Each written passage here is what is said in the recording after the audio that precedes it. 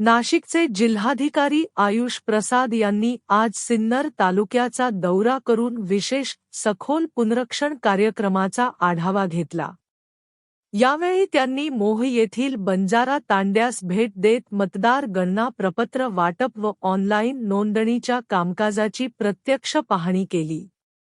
त्यानंतर सिन्नर नगरपरिषद कार्यालयात आढावा बैठक घेऊन संबंधित अधिकारी व कर्मचाऱ्यांना आवश्यक सूचना दिल्या। सकाळी मोह गावातील बंजारा तांड्यावर जिल्हाधिकाऱ्यांनी मतदारांचे गणना प्रपत्र भरून घेण्याची आणि ती तत्काळ बीएलओ ॲपद्वारे ऑनलाईन करण्याची प्रक्रिया तपासली।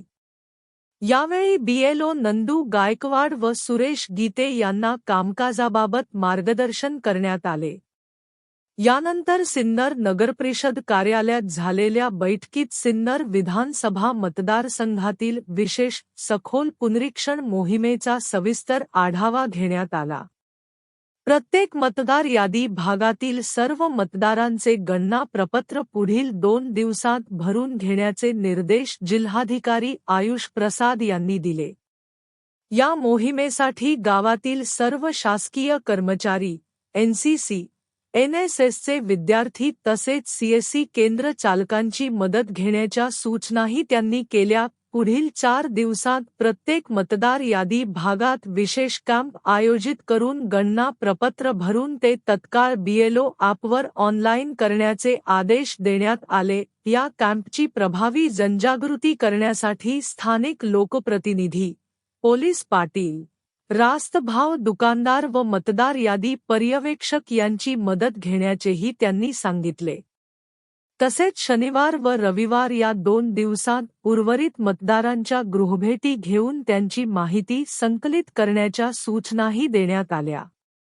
बैठकीस निफाड उपविभागीय अधिकारी डॉक्टर शशिकांत मंगरुळे, मतदार नोंदणी अधिकारी रवींद्र भारदे, तहसीलदार सुरेंद्र देशमुख, सहाय्यक मतदार नोंदणी अधिकारी ज्ञानेश्वर नाठे, मंडळ अधिकारी संतोष हिरे, नगरपरिषदेचे मुख्याधिकारी अभिजित कदम तसेच सर्व सहाय्यक मतदार नोंदणी अधिकारी व पर्यवेक्षक उपस्थित होते।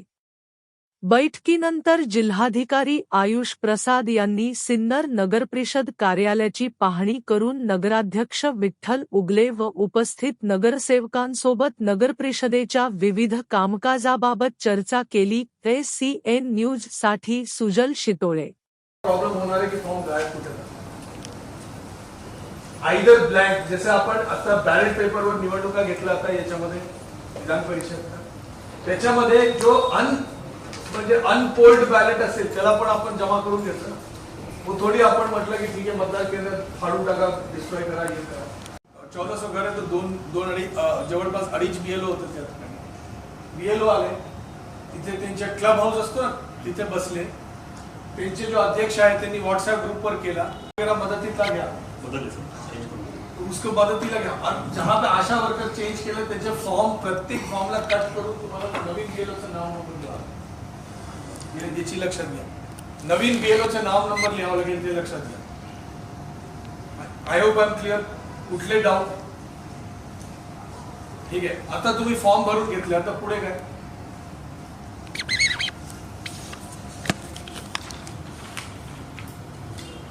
बीएलओ सोबत पुढचं काय करायचं आपल्याला? क्षेत्र विचार करा। क्षेत्र विचार कसा करायचा आहे?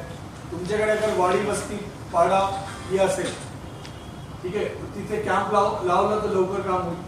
हाऊसिंग सोसायटी असेल, मला एक नाशिक पूर्वचे यारू साहेब एक हाऊसिंग सोसायटीला घेऊन गेले होते। 1400 घर आहे त्या ठिकाणी। त्यांनी सकाळ म्हणजे संध्याकाळच्या वेळी इनफॅक्ट कॅम्प लावला, मेरा मदतीला घ्या, उसको मदतीला घ्या। और जहां पे आशा वर्कर चेंज केलं त्याचे फॉर्म प्रत्येक फॉर्मला कट करून तुम्हाला नवीन बीएलओचं नाव नंबर द्यावं, याची लक्षात घ्या। नवीन बीएलओचं नाव नंबर लिहावं लागेल, ते लक्षात घ्या। I hope I am clear. कुठले डाऊट? ठीक आहे। आता तुम्ही फॉर्म भरून घेतले, आता पुढे काय?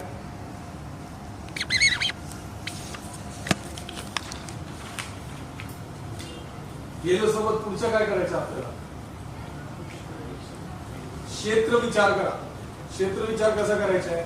तुमच्याकडे अगर वाडी, वस्ती, पाडा हे असेल, ठीक आहे, तिथे कॅम्प लावलं तर लवकर काम होईल. हाऊसिंग सोसायटी असेल, मला एक नाशिक पूर्वचे यानुसार एक हाऊसिंग सोसायटीला घेऊन गेले होते. 1400 घर आहेत त्या ठिकाणी. त्यांनी सकाळ म्हणजे संध्याकाळच्या वेळी इनफॅक्ट कॅम्प लावला